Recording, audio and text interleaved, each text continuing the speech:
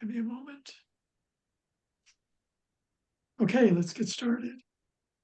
Welcome everyone to the Ontology Summit 2025. Today is the 26th of March, 2025. And we have now begun the second half of the summit, beginning the third track. And the third track is hosted by Mike Bennett, and I will now hand it over to Mike, who will introduce our speaker for today. Go ahead, Mike. Thanks, Ken. So I just wanted to level set and introduce this track as briefly as I can, and then I'll hand over to Andrea, who's our speaker. So this is track 3, from reality to data. The overall summit, of course, is on conceptualization, analysis, and formalization. So what are we doing in track 3? We're looking at how we get from reality to data. What's the landscape of ontologies and how we relate ontologies to the world and to theories about the world as per the overall summit thing. So we'll be looking at what are kinds of ontology for real things, for data, where do truth makers fit into this, and then how we bring data in. And I'll very briefly just do a couple of quick thoughts on this. So you can have an ontology that represents something in the world, or how we conceive of things in the world. So an ontology in description logic, for example, or first order logic, or something like that, it simply represents things in the world. If you serialize that in OWL, you have a model that still represents things in the world. But notice a little switch here. Lurking down here, you've got the possibility of creating instance data. So I see this as kind of like throwing a switch. If you throw the switch, it no longer represents things in the world. It now is effectively a data schema for a bunch of RDF instance data. So the what is it a model of? Is it a model of reality? Is it a model of data? It switches as soon as you link instance data to that OWL model. So the model there is at the concept level. You've got logical design we've missed here, right down to physical, because really what you want is what we call a conceptual data ontology, something that represents things in the world in a way that you can do with data. And that means data design, typing decisions like, is it an integer, is it a float, etc. In order to connect things to data, you're designing something. It's now a designed artifact. It's no longer representing the things in the world. The meaning of things is representing data. Now, not all of the meanings of things comes from data. This is where truth makers comes in. If I take the notion of a legal person, it's based on legal realities such as capacities, the capacity to incur debt, the capacity to be sued at law, and so on. What it means to be something has nothing to do with data. It's all to do with these real world things, whether it's physics or social constructs like legal capacities or whatever. And ontology of the real world is based on those real things. So if it's true of somebody that they can be sued at law and incur debt, then you know that they are a kind of legal person. But what we really want in the data world is what data exists in the world that corresponds to that reality. So this is what we call data surrogates. The truth makers, where the meaning comes from. The data surrogates are the data you actually have. So if you have legal personhood, then you know if you've got a company legal form and registration number and so on, that the presence of that data is a surrogate for the fact that you have that legal truth maker. So what you really have for your conceptual data ontology is basic typing for stuff that you said, well, this is an integer, a float, whatever, and data surrogates for those truth makers. So overall, we got what we call this ontology zoo now. You have explanatory ontologies that represent real things, whether or not they're serialized in OWL. You can derive from that a conceptual data ontology. You can use that to drive a knowledge graph across the organization. You want to extract from that for individual use cases for typical OWL reasoning type ontologies. And you can also take existing data models and basically reformat them in RDF and OWL and deal with existing data types of data integration. So if you're representing real things for AI or for reporting or for real world understanding, instead of using words, you have explanatory ontology. If you're using a knowledge graph, you have your overall conceptual data ontology. For data integration, you have these different kinds of ontologies. There's no one size fits all. People often try and make one ontology do all those jobs. So what we're looking at here is the zoo of ontology styles, which one to use for what, how those relate to relating the real world truth makers of meaning to the data, how we get from ontologies that represent real things to useful applications of data, reporting, AI, digital twins. And by the way, because you're not relying on the data ontology to define the meaning, if you look at what people really do with a lot of linked data, you can do a lot more things about knowing what your data you expect or implementing business rules and so on, because you're now talking about the data and you've decoupled it from meaning. So in this track, our initial remit was this whole range of truth makers, perceptions, and situational awareness, the quality control, how you manage ontologies within that model-driven engineering kind of discipline, and all the different things around that, data verbalization and visualization, use of theoretical knowledge, and so on. So we've got a couple of sessions we've got today. We've got Andrea Westerinen doing narratives to gain situational awareness via ontologies. Next week, we have Alec Tuzun on Beyond Blind Spots, how semantic strategies reveal hidden insights in the business world. And then for the 9th of April, we're going to do like a panel and try and surface some of these questions and thoughts and draw what we've got from our speakers and other things. So we've got today, I'll let Andrea introduce herself, so I won't go through the abstract now. There's Alika next week. Again, the abstract's quite long, so you'll see that next week. And then the panel, we're going to try and get a couple of ideas. I've got people to be confirmed working in financial institutions and industrial ontologies and so on, and try and introduce some interesting challenges in how we link the concepts to the data. So without further ado, I'll hand you over to our first speaker in this track, Andrea Westerinen, who may now hopefully share the screen. And Andrea is well known to us all and very much part of the Ontology Summit community. So Andrea, are you ready to share your slides? I'll stop sharing and that will probably help. Oh, yep, I am. And yep, if you stop, then I will give it a shot. One participant can share. Who can share? Host only. I'm a co-host, right? Well, I'm hitting share, Yep. But it's not. Oh, there we go. Finally, there we go. Share. And I'm going to go here and kill that and kill that and go to my slideshow. Andrea Westerinen. I've been working in the Ontology Summit for many, many years, chairing tracks. I did the fall pre-series last year, and I've been working with ontologies and especially interested in narrative analysis for quite a long time. So I just kind of put everything together on one slide there as my introduction. But what I really wanted to talk about was to take a step back to a previous session. I think it was the track 2. The second session of track 1, and talk about truth makers and truth bearers just a little bit. You're on presenter mode. Am I on presenter Andrea, mode? you're in presenter mode. Well, how did that happen? But you got your screens reversed. I got my screens reversed. Yeah, you're seeing the, else should see, and what I'm seeing is presenter mode. Okay, why So is switch it your doing screens. this? If you can switch your I screens. don't know how to switch my screens. Let's see. This is what people are seeing here. I know, but I'm trying to figure out how to switch my screens. Next previous screen, maybe Swap screen. displays right there. You probably have to stop and restart the sharing. There we go, and swap displays. Thank you. Is that helping now? Yes. Yeah, That's it. this is Oh, good. thank you.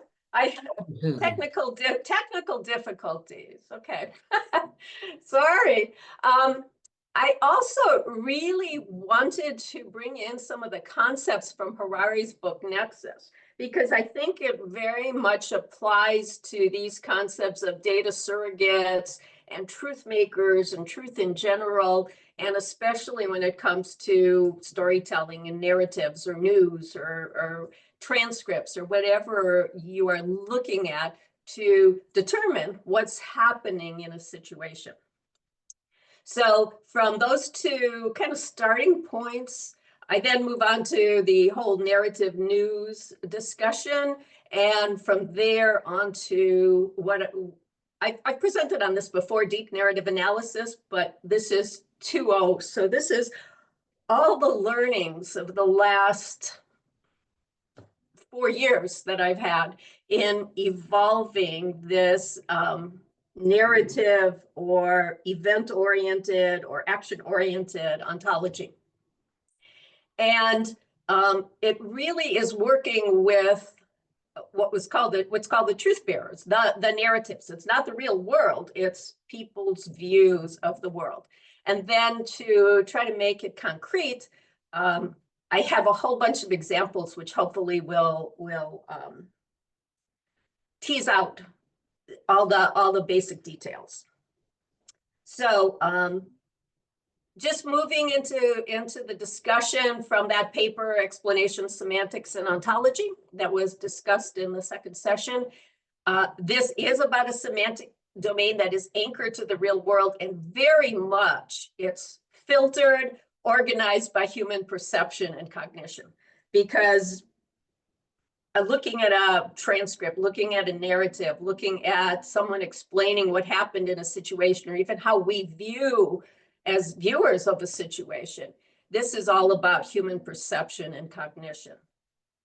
And then the ontology itself not only tries to describe what is happening, but it's also trying to describe how it's described, how it's worded, how the narrative is put together, how the people who are the narrators might be biased in what they say or how they say it, or what they're trying to achieve when describing a situation.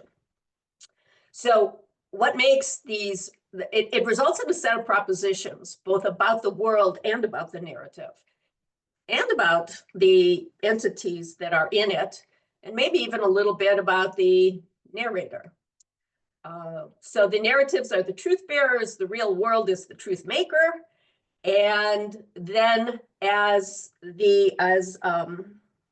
Mike described, you could also view the narratives as data surrogates. They're where I'm getting the information from that's describing a situation, that's describing the world. So, okay, there we go, it advanced. Again, our goal, similar to how the paper was written, is very much descriptive. There are concepts explained in the ontology, and they are very much designed to minimize ambiguity and how you're looking at the narratives to get consistency, to get to disambiguate, to understand where narratives overlap, where they differ, how people, when they're telling a story, might choose what facts to include, what facts are important to them, what facts to omit, either consciously or subconsciously.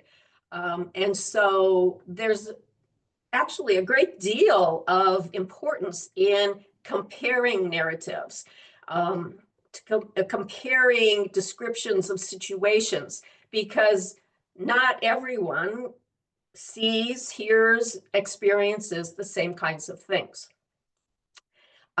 So that's the kind of basis of the ontological commitment behind what's in the ontology, what I want to describe in this presentation. And Mike, if you have anything to add, feel free to jump in. So okay, good. So I don't know, I'm hoping a lot of people read Harari's book, but if not, I just want to kind of go over it very quickly. There are a couple of very basic principles in it, that there are objective, subjective, and intersubjective truths. Those are the way Harari describes them. And objective things should exist independently of our consciousness or our presence in the world. So the laws of physics, that, you know, the fact that we're breathing air, that we drink water, things like the water in this cup, in this bottle is an objective reality. Subjective reality then is, you know, I bumped my elbow and it really hurts. I like, presenting, or I love my husband, or, having an opinion. That's all subjective. And then the intersubjective reality, as Harari describes it, is what we share with other people. These are the shared concepts and beliefs and stories that we create so that we can live in a society and we can function. And Mike did touch on that when he was talking about what is a legal entity. That's an intersubjective reality. Money, if it was gold or something, or why is gold valuable? How do we determine the gold standard even? Those kinds of things. This is what we believe as a society, as a group of people, about what's true or not, what exists or not. And so that's Harari's basic concepts. And then he also talks about the power of stories. And when I say stories, it's not fiction necessarily. It's what we see in the world, how we make sense of our lives, what we fundamentally believe. It's not all fiction. So people have evolved to create stories to better understand their world, to better explain what happened, to create these intersubjective concepts that enable large-scale cooperation and organization. And even these intersubjective entities, these things that are not concrete, that don't exist outside of our consciousness, they do have great impact on human behavior, on history. Stories do impact how somebody looks at the world, explains the world, makes their decisions about what to do. But one of the things that's really important, and what I'm trying to tease apart in this narrative analysis, is that you have to be aware of the origins and the limitations of your stories, and who's telling them, and how you evaluate them, and how you look at them. And that's part of what this deep narrative analysis is about.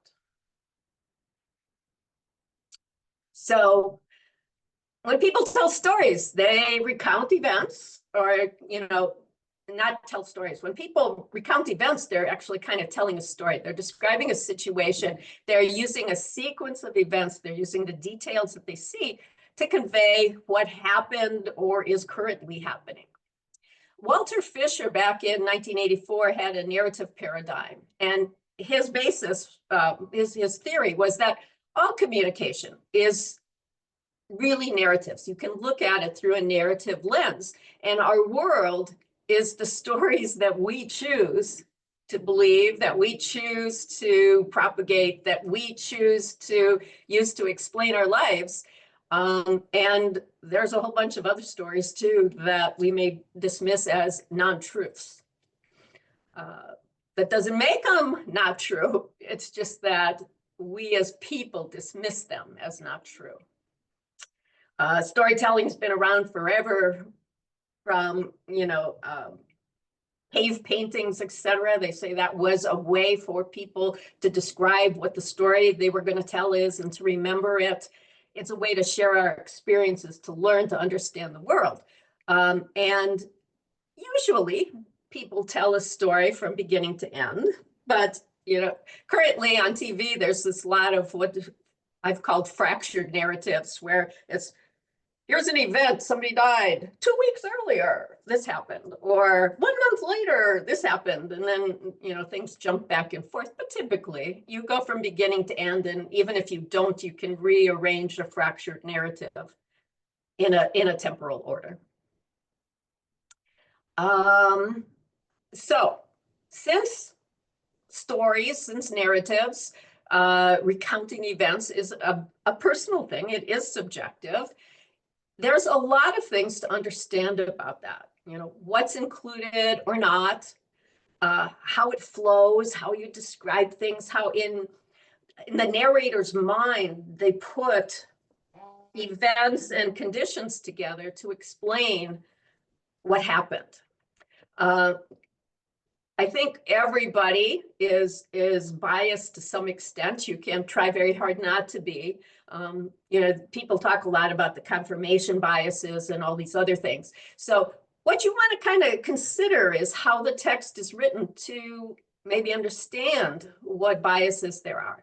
And then when you look at the narrative itself, is it written positively? Is it written negatively? Is it using loaded language and meant to really get people's emotions riled up, either positive emotions or negative emotions?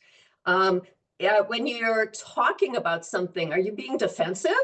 Are you being objective? Are you looking at it to understand, or are you looking at it to criticize, et cetera, et cetera? You have to understand these things when you take the narratives apart. And the goal of the narrative. There's a lot to unpack, and that's what the ontology is trying to do. So if I move to the next slide, I got to hit the forward button twice every time. I don't know why. DNA 2.0 is an evolution of the deep narrative analysis. The V1 is open sourced, and the site is there. The ontologies are there. Deep narrative analysis is a tool set, a little infrastructure in Python, and it uses LLMs too, large language models, to do some of the analysis. And when doing that, it is terribly, terribly important to have a backing ontology, to have very clear semantics and very clear concepts so that the LLM doesn't run wild, doesn't make things up, doesn't create new terms, doesn't,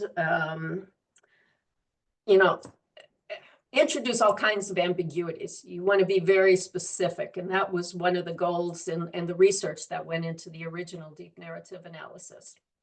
But also, deep narrative analysis was very much about extracting events. What are the events that happened in what order? And that didn't work very well, just very honestly, it didn't work very well. Because there are too many events, there are too many little piece parts that go together when someone is conveying a situation, conveying their life or a story. And what seemed to come out of all of that analysis was you weren't seeing the forest for the trees, as it were. You looked at all the events, but what actually needed to happen was to take a step back and first look at the topics that are covered. You know, what in general is being addressed, and then within there, what's important of those topics. And clearly you won't get everything. I mean, you don't want everything. I guess you could go to everything if you really wanted to, but you were missing a lot. You were missing the forest, actually.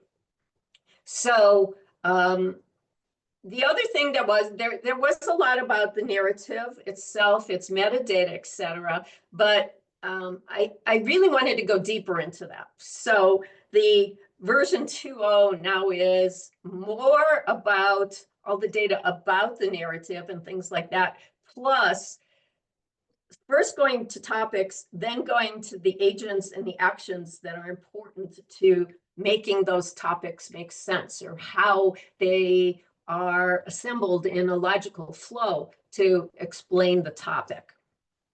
Still, there's a huge focus on similarities and differences, included, omitted, et cetera, that's all still there. But the evolution is to make a to put a focus on topics and then on the agents and the actions, as opposed to just jumping to the agents and the actions from the get-go. Let me see. Yep, that seems like a good explanation. So the top level looks a lot like my original top level. It addresses who, what, where, when, why, how. Because that's the, the basics of the story. That's what you're trying to get at, to understand a situation. Who's involved? What happened? Where did it happen? When? Was there a logical progression? And those kinds of things. So basically, I'm just going to move right here to this next slide. This is what it looks like. You know, there's a hierarchy of time. There's a hierarchy of location in the ontology. There's a hierarchy of agents, agents being both people, groups of people, legal entities. Those are all agents. What happened? These are the events and the conditions that are described, why they happen. Do we have causes? This is down at the bottom here, has cause. In that gray box at the bottom, has goal. Processes, how do things flow? What's the first thing? What's the last thing? Has next. You have those kinds of relationships. That's up at the top. The top arrow to the right has components, whole part relationships, i.e. has next, overlaps, members, just an aggregation kind of thing. What's the sentiment? Can we talk about future or imaginary things, or polarities, what's negated, what's true, what's not true? That's all of the things that are in there, but there's also a couple of key concepts that are very important. What's the confidence that you have in the statement, in the proposition that you're making? And then separate from that, what's the probability that it's true? Those are two very different things. You might have strong confidence, but you know, it's low probability that it's true. The scale, if you're looking at some of the, and I'm using scale more as a sub-property, if you're looking at the sentiment, it's strongly positive or strongly negative. That's what scale means there. And very much, because this is LLMs and I don't really trust them, I want explanations. I want a person to be able to go look at what, at a conclusion that was made, a decision that was made, and what's the explanation for it, to see if they understand why. Or what are the examples of the use of rhetorical devices or things like that. So these, a lot of these properties have multiple functions, both at the narrative level and at the event action level, but they're all together because this particular ontology is trying to describe both. And you can see the focus here in this discussion is on narrative, which is the little red circle all the way to the right there.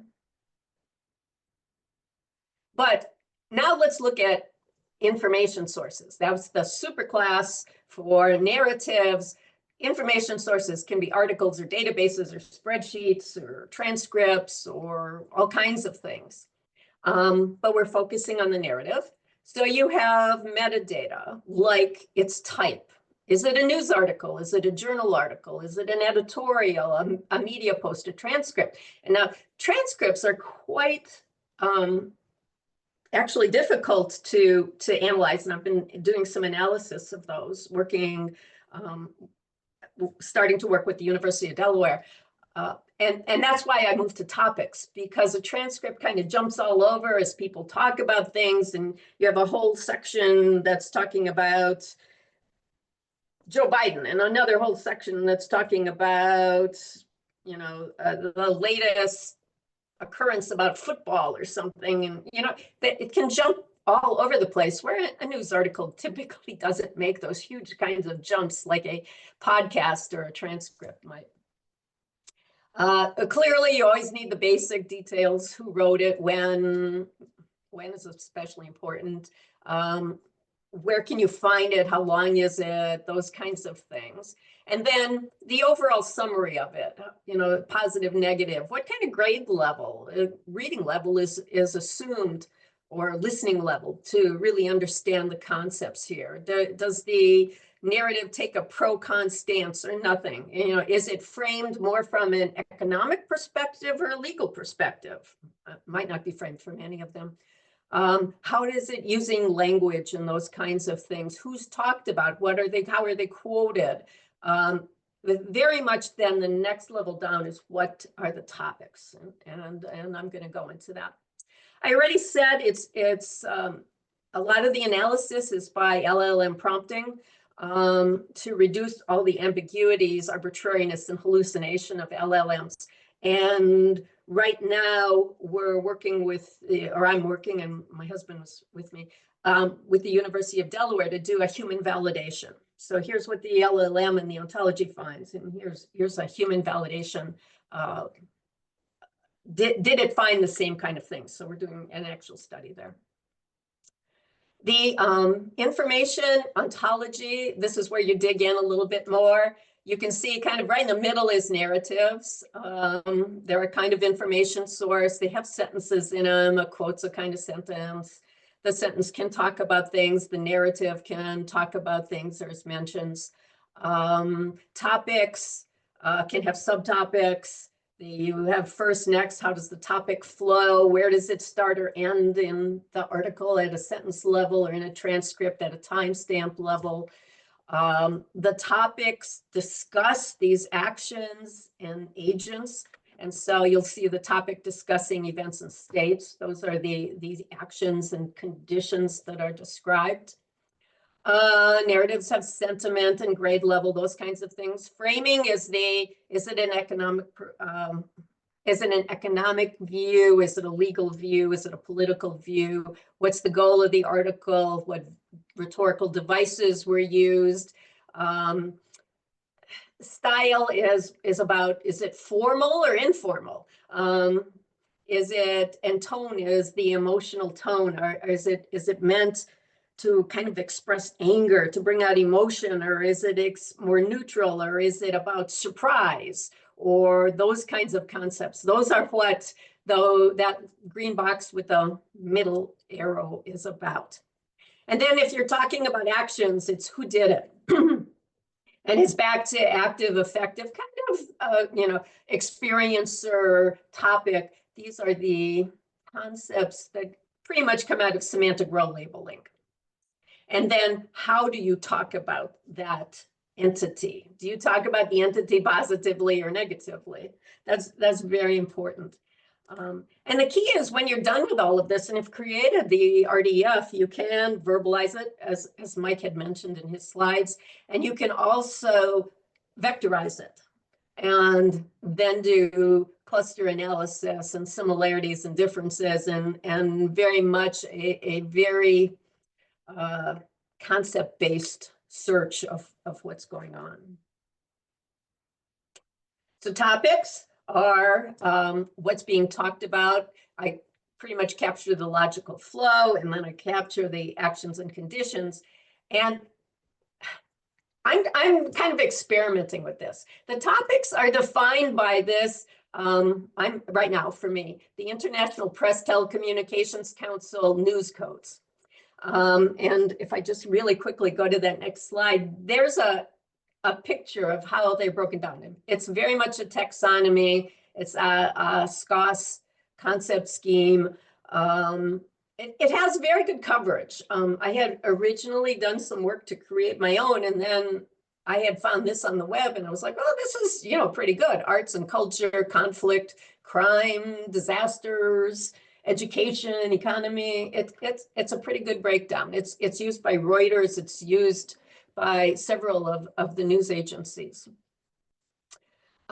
Clearly, you probably want to extend it in some areas for a very specific kind of situational awareness, but at a broad topic level, it's quite complete. Let's see, I already talked about flow. I talked about location in the narrative. Very similarly for a topic as if you explore the narrative as a whole and you explore the individual topics in it, you can get a more refined level of summary and sentiment. Clearly, when someone's talking about something, they may be very positive about some things, very negative about other things. So you'll have different sentiments for the topic, and your overall article might be negative, but you want to know where things are positive, negative, different emotions become involved, those kinds of things. And a lot of social science now is looking at the use of language. Are you using more masculine terms to describe something or more feminine terms to describe something? And there's a whole vocabulary that social science uses to analyze stories, text, articles. Who are the entities? And sorry, what are their actions and conditions? DNA uses a basic approach to named entity recognition. Sorry. And I actually use Wikidata here. And I go out to the Wikidata and ask it for alternate names, the perf label, the alt labels, those kinds of things, so that when an article is using aliases, using alternate names, you can still match it up with for named entity recognition. So you don't have, you know, 5 different Donalds and Donald Trump and Donald J. Trump. And you don't want different IRIs. You want them all to resolve to the same basic entity. When we're looking at the actions and conditions, we also take a look at modality. Is it this may happen, this could happen, or is it this did happen, or this didn't happen, or this is something positive versus negative in how the actual verb that's describing it is written. I already did a quick look at that. And this is the basic event and state diagram. So you see the kind of has active entity, affected aspects, contexts or topics, source, recipient. Again, semantic role labeling there. The time that the event happened, the sentiment that's conveyed, its modality, the time something's scheduled, where it's located, is it about is it quantified? You know, that it's the extremely powerful earthquake. That kind of that conveyance is conveyed with this measurement. A subclass of measurement in the DNA ontology is an assessment. And how did the events flow? So that's that ontology. And I don't want you to read this. I just wanted to show it. This is kind of the top level of the actions and the conditions that are described. And you'll see the use of these in the examples that I would like to go through quickly. So drilling down from the narrative level to a topic to the agents and actions. The details could be a taxonomies, enumerations, the topic concepts clearly, the classes and subclasses. I actually did this analysis using my prompts and using an LLM, so it includes the explanations that came out. I didn't put all the confidences in, but the explanations that came out of the LLM, not all of them, but some of them. So here's the news article. The link is right there. You can go take a look at it. This is from the 24th. I tried to get something recent. Text is one of the relationships properties. So just the text of the article is right there. And so the article started, President Trump has selected Susan Wanares as the acting director for the CDC, Summary. I asked the LLM to summarize it. So the summary is right there if somebody wanted to look at it. The sentiment, what's the sentiment of the article? It came out to be mixed. That's one of the enumerated values, and it explained why, because it both highlighted positive aspects, but also critical elements, like the withdrawal of the initial nominee and concerns that people had, etc. Length, the number of sentences was 22. Grade level, it said it was about an 8.5 grade level. And that's actually based on, I asked it to do the Flesch-Kincaid grade level estimation. And so it calculates that. The emotional tone is measured along with concern. Concern should have been italicized. That's another one. And it explains why. The concern is over the vaccine skepticism, etc. But there was also tension. That should also have been italicized. The stance was neutral because it had multiple viewpoints, but it did lean critical. So this is where scale is important. Overall, it was neutral, but there was some, minimal, more than zero, critical on the critical scale. Who was talked about in the article? And these are easy to find. I actually use Spacey to find the mentions of the organizational entities, the people, the locations.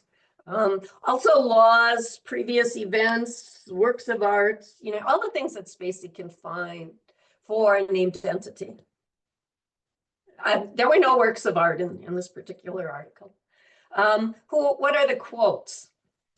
So one of the quotes was, the Americans have lost confidence in the CDC due to political bias and disastrous mismanagement. So, okay, what rhetorical devices might be in there? And this is where counts and everything can become very important. You get loaded language that's negative, political bias, disastrous mismanagement, ad populum, this kind of generic appeal to all people. Americans have lost confidence, what the majority thinks. Hyperbole, pathos, intended to instill fear, distrust, disappointment. So it's, when you ask an LLM to give you the rhetorical devices and you don't limit it, it kind of goes all over the place and gets to be a mess.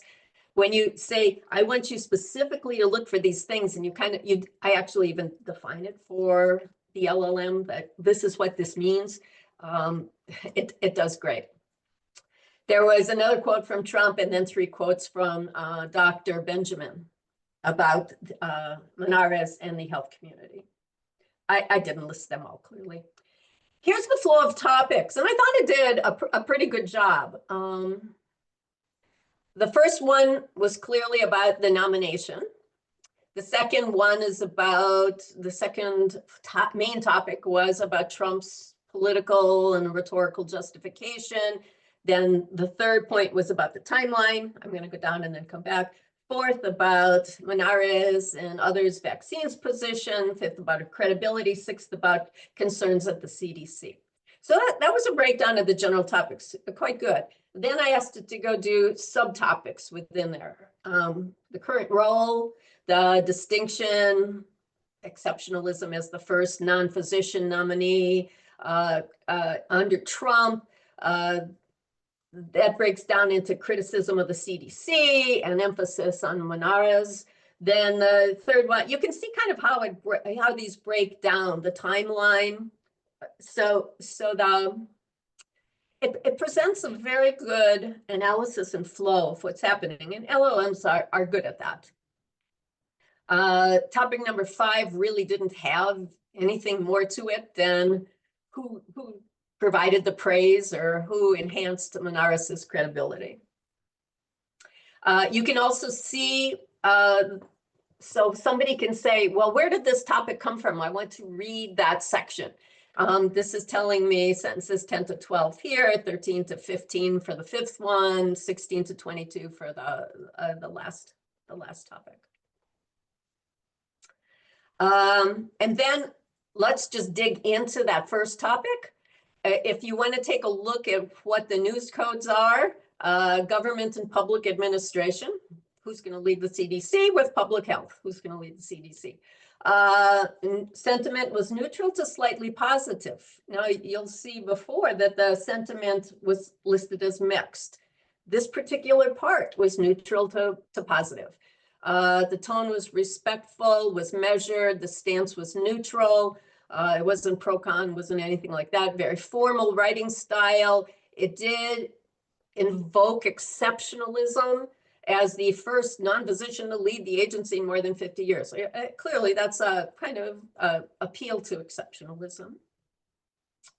And then if you're going to break this down, so now let me go back up to here. Current role and distinction as the first non-physician. I want to ask about what are the agents? What are the actions that happened within that topic? So there was an announcement of Monarez to lead the CDC. I've shortened that. Okay.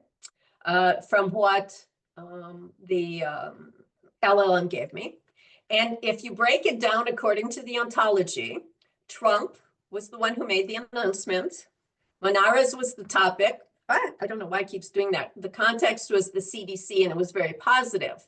But then Trump also made an announcement about withdrawing Weldon in his nomination. So Trump, again, is active. Weldon now is the topic. The CDC is still the context, but now the sentiment is negative because it was a withdrawal.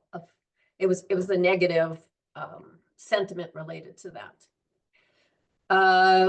They were describing Susan Monarez as both a non-physician and an infectious disease researcher. So it's kind of listing this as, or it extracted that as a line of business as the context, and Susan Monarez was the thing being described.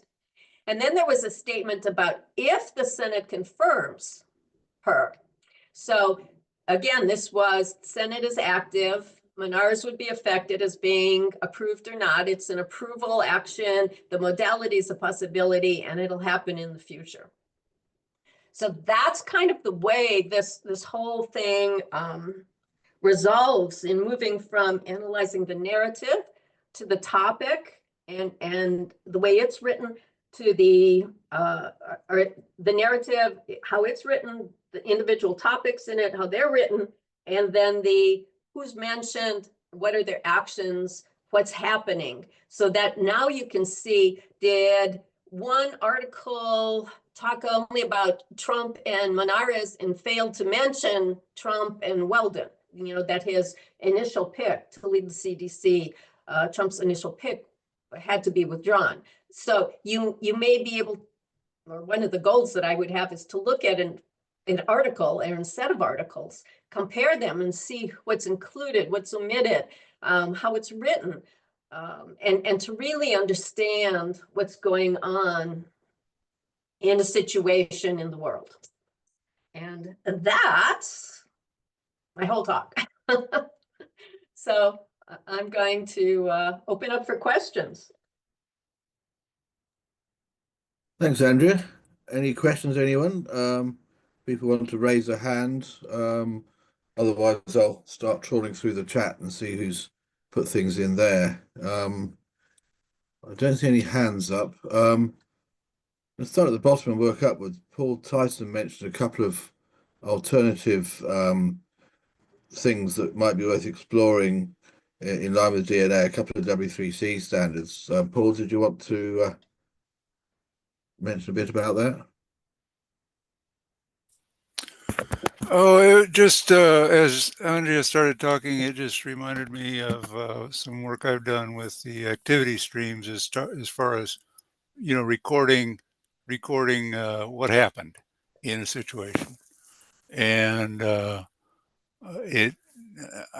know the DNA goes way beyond this in terms of analysis, but as far as a core vocabulary, it seems there is a little bit of alignment there with agents and you know, objects and focus on verbs and all that. So nothing, no big deal. But if Andrea could comment on the if that was any source of inspiration, or if she knows about those. Of course, W3, the activity streams, is a very informal. It's only defined in JSON LD, but I'm using it, you know, as a full, you know, RDF, you know, implementation myself. So yeah, that's all.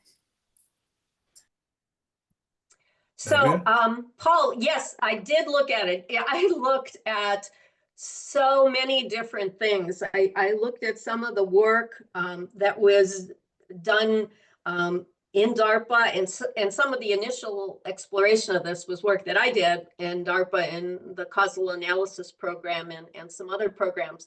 But there's still more ongoing work at DARPA that I keep paying attention to, event ontologies and event semantics. I looked at activity streams. I looked at the cameo events that GDELT uses. I tried to look at a huge number of things and different standards and ways to classify things. So A very, very good question, and I tried. I'm sure there are things I've missed, but there's also W3C event ontology and all kinds of things that I've looked at. Thanks, Andrea. So Dr. Ravi Sharma had his hand up first and also had a bunch of comments in the chat. Ravi? Yeah. One of the things that I enjoyed listening to Andrea's narrative aspects in ontologies is that sometimes we hear stories over repetitively, and sometimes we see transcribed stories. And as we age also, we are sometimes unable to distinguish real events from what we heard somebody describe to us, especially say in childhood. So by the time we are forming an opinion or creating a narrative for others, we are not sure of the truthfulness of our recollection. That's number one. And number two, is it similar to hallucination because of over information to the LLMs? Thank you. Well, I don't know I don't know that I would compare our memories to the LLM hallucinate. The LLM hallucinating is just the LLM making mistakes, putting together words that are associated or concepts that are associated for it that aren't reality versus, there's always this old saying, that there's three kinds of truths: your truth, my truth, and the real truth. And that's kind of that's an old saying, but it's kind of the essence behind this. And as you said, it's, when you're describing a situation, yes, if you took a video of it and you were positive it wasn't doctored, that would be true. But there may be, you're taking a video of this portion and it looks like a peaceful protest where over here somebody's, is breaking store windows and stuff like that. So it's kind of like, what's the truth is all of those things combined. It's so that's kind of how I came to what this whole DNA thing. Thank you.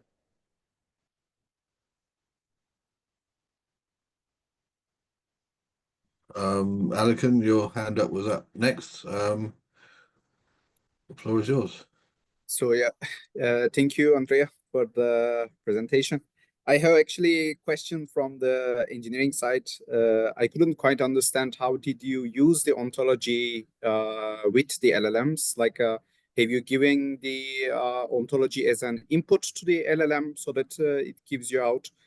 If that's the case, have you also made some statistical analysis, maybe if you use the ontology and then you get the answer, and then without the ontology you get the answer, and how it improved, basically? It is, in my opinion, because in my work I'm also using something similar. That's why I asked such a question. Thank you. Yeah, excellent question. Yeah, what I did was I don't actually feed the turtle. It's written in turtle. I don't feed the turtle to the LLM. What I feed to the LLM is a verbalization of the turtle. So it's the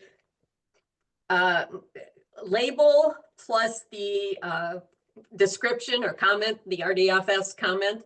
I put that together. I extract that. I just do a query of a graph database. I put that together and I feed that as part of the prompt into the LLM. And so the ontology goes in, but it doesn't go in as turtle. It goes in as, this is how, I want you to give me the sentiment. I want you to use these terms, and this is what these terms mean. Now, the formal, does this work better? I haven't done a statistical analysis, which would actually be really cool. What I just did was when I started out, just give me the, report the rhetorical devices or report the sentiment.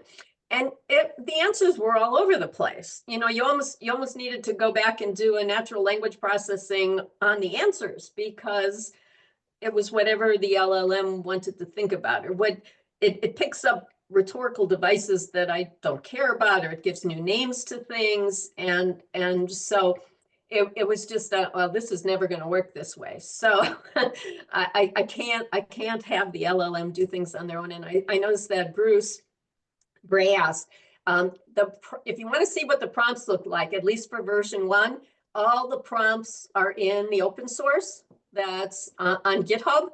If you look in the DNA directory, I think it's query_openai.py, you'll see all the prompts that are there and how it pulls together from the ontology and the details there. But that's how I did it. And it was just gut feel like I can't use this.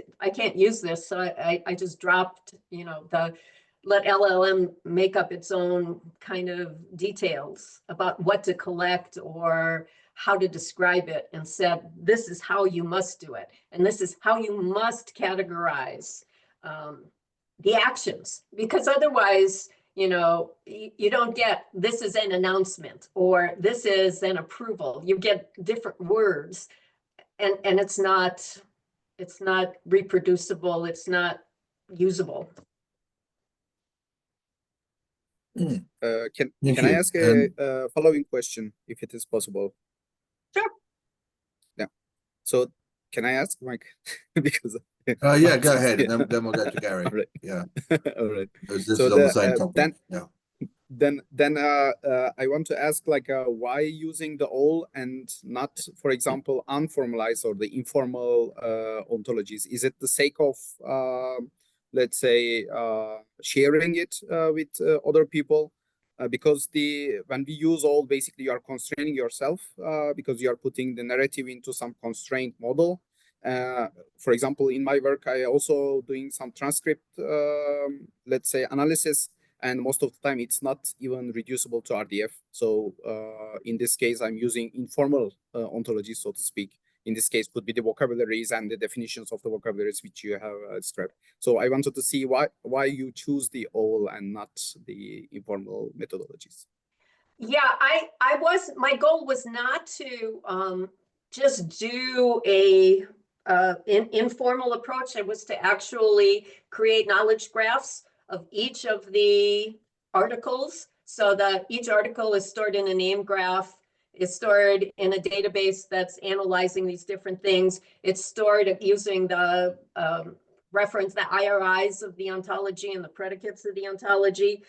When I want to do some kind of vectorizing, I've found that it's better to vectorize to a verbalization. If I'm creating a vector database, but I do a whole bunch of analysis then with Network X, with, you know, using the RDF, using just basic queries and counts and things like that. So that's why I turn it back into an RDF, because I store it then in the graph database, and I can do all kinds of different other kinds of clustering and similarity analysis on it too. Thank you. Gary Berg-Cross, you're next. Yes, I actually have a question for you, Mike. Could you show your first diagram? I think it's the first diagram, which shows the surrogate and the ontologies and the data below. I sort of had a question, maybe others will also. And Mike and everybody, my apologies, but I do have to leave because I have a train at 2 o'clock that I have to get to. So if you have more questions, my emails are on my slides. And I just need...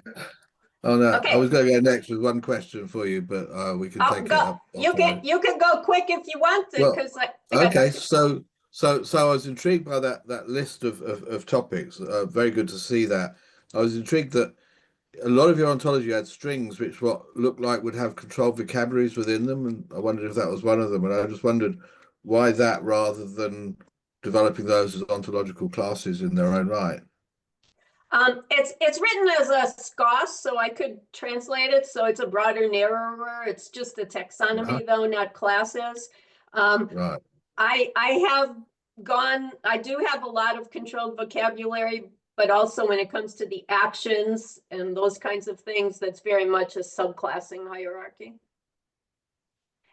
As well as agents, locations, those are all subclassing hierarchies, and the events and actions. Thank you. Yeah, I was intrigued. The ontology style and where it fits into this landscape of kinds of ontology.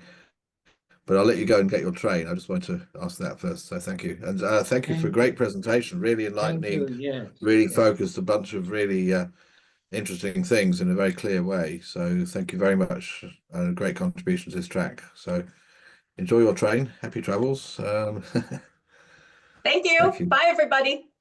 So Mike, if you Andrea. could go back Gary. to the slide that shows the surrogate truth makers, is this get back earlier, I think.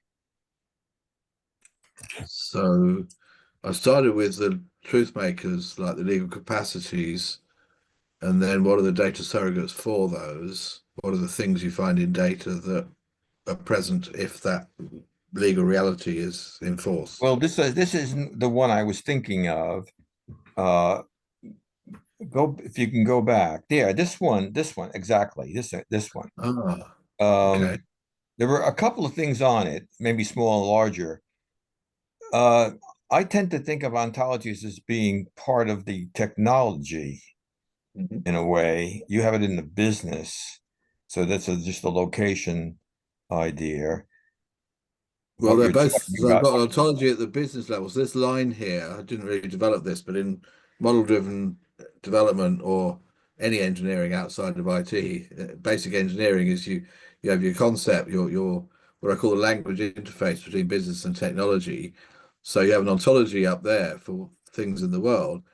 And then in the IT world, you have an ontology that's been designed. So you've made decisions about typing. Should this information about something in the world be an integer or a float or a date or whatever?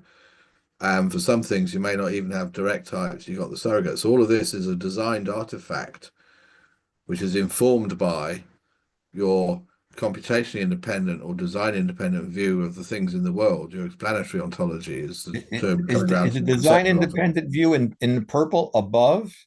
Yep. Because I think of that as more conceptual than what you have below. So it's a matter of terminology here. It's precisely a conceptual ontology. For years, I would call this a conceptual ontology, but a lot of IT people, they call a conceptual model something where they've taken a logical data model and crossed out the complicated bits and presented it back to business as if it's a conceptual model when it's not. So I said, okay, I'm going to avoid the trap of people thinking that my conceptual ontology is that kind of thing, because that would be an abstracted view of the design, whereas what you want above the line is a concrete view of the reality, not an abstract view of somebody's design. So I started calling it concept ontology. And with various colleagues, we've come around to using the term explanatory ontology, as Giancarlo Guzzardi introduced it a few sessions ago. In other words, we talk about the role of the ontology. They're both true. The nature of the ontology is it's a concept ontology, the one above the line in purple. But the use of the ontology, the role of the ontology, is for explanation. It describes and explains what things are in the world, what it means to be a legal person, a tree, the sun, etc. So it's explanatory in that sense, but it's a concept ontology. It's a conceptual model. It's computationally independent. And from that, you derive and inform a designed artifact in which you make design decisions, such as typing and data surrogates and so on. And it's that you want to connect your data to. If you take instance data and connect it straight to the explanatory ontologies I had at the beginning there, then it's not really useful, because you're going to try and set up RDF triples for things like legal capacities and so on that you have no data for. So it's not terribly useful. And you have, of course, in a conceptual ontology, by definition, no data types. So how are you going to have RDF instance data with no typing? So that's why you need some design in the middle.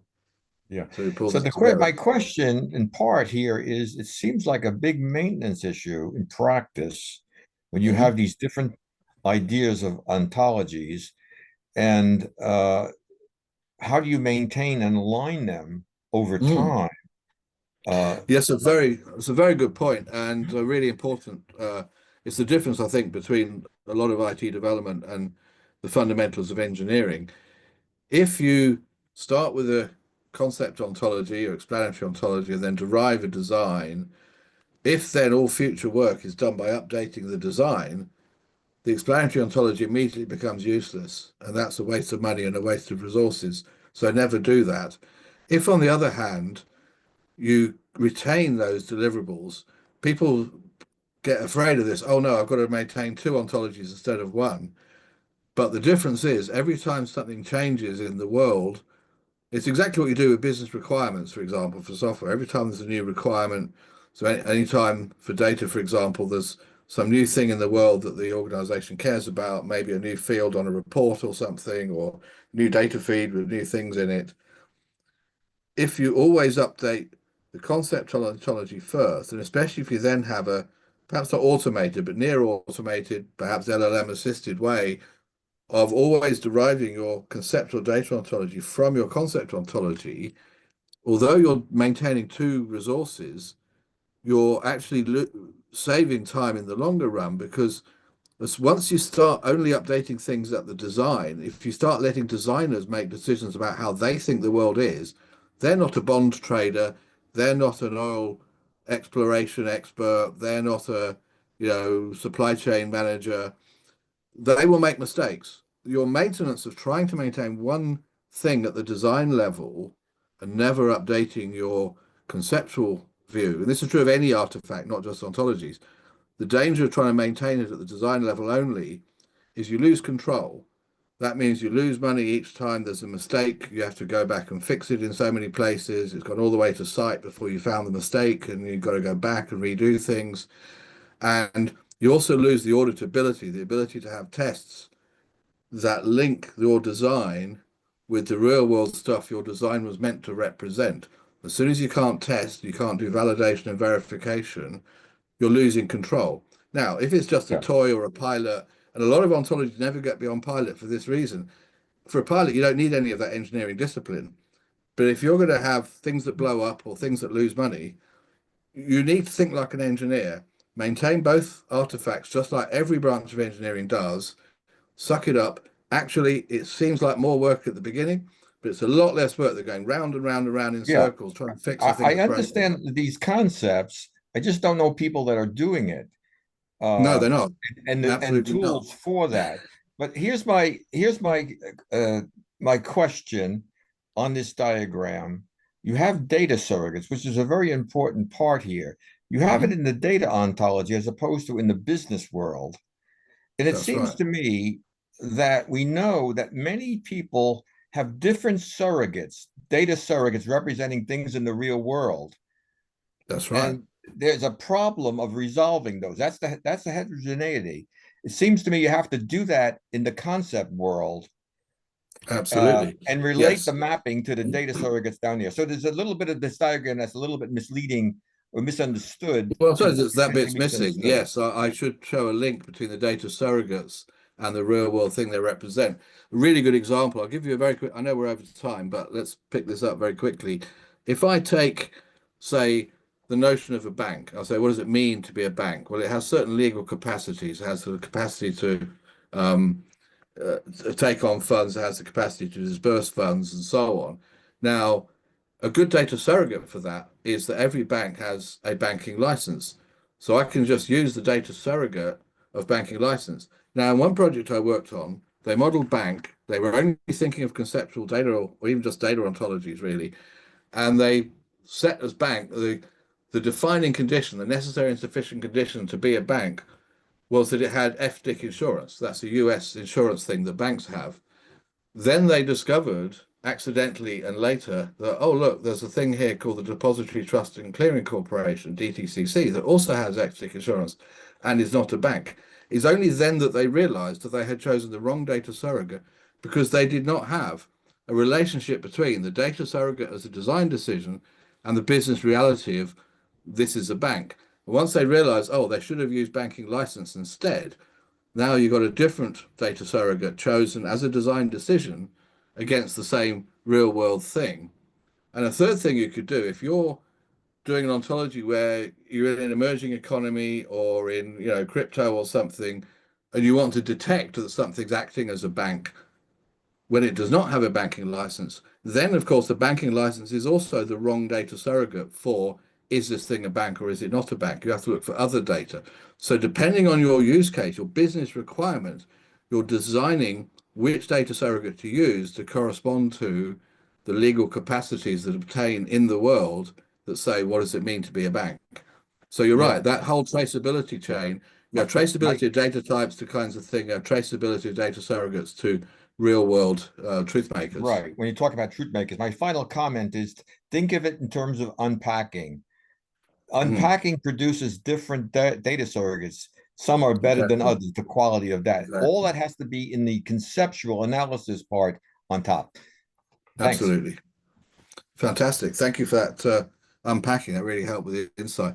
We're over time, but I see Ravi has his hand up. There's a quick follow-on comment. Just oh, well. Right. I think I was going to comment that master data management tools, one tool comes as Mathematica, others may be there, do use what Mike you just described, very similar concepts, where one entity updation does it throughout the enterprise. Thank you. Yes, master data management is how I got into this game in the first place. People trying to do data management by coming up with a common logical data model never works. That's why I said, hey, for finance, we need to have a computationally independent view of what the things are as a way to then top-down derive the concept, the design, the data ontology, and then validate back up against that for maintenance and validation and so on. And again, it's basic engineering, but so the earlier question is people actually doing this? No. I don't know how we get IT people, including IT ontologists, to behave like engineers, but it's an uphill struggle. And as somebody mentioned, the tools don't exist to support that for the same reasons. So with that, I'm going to stop sharing and see what else is going on here. Cool. Thank you for the extra time. Hope that was okay for everyone. Not everybody stayed for that, but that's good. Everybody was here for Andrea's bit, and retrospectively, she's had to leave, but thank Andrea again for her presentation. And I should have stayed on the screen, a quick glance ahead to next week, and we will have Alikan Tizun, who you heard on the questions, will be talking on Beyond Blind Spots, how semantic strategies reveal hidden insights into the business world. So again, connecting business reality with things. So comparing traditional analytical frameworks with what happens when you follow a semantic approach for business ecosystem analysis and representation and so on, with lots of interesting applications to how it's been applied in the wind energy ecosystem and things like that. So Alikan, we very much look forward to your talk next week. I don't know if you want to say a quick word or two now, just to whet our appetite. No, I guess it will be interesting to see because it will be developed, I guess, also from the previous talks. Also, I will try to include the discussions of the John Soa and the differentiation with the Giancarlos, so that we can see the limitation, so to speak, because I came up with a limitation, so that I will also show it to you. Thank you. Brilliant. Thank you. We look forward to seeing how you connect that back to all those bodies of theory and work. So tune in next week for that. Otherwise, thank you all very much for attending today and attending this track. And I'll hand you back to Ken, our host, to wrap up the session. Thank you, everyone. Yeah, thanks to everyone.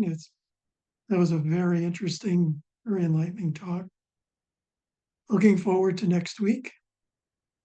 And with that, we will adjourn. Thanks all.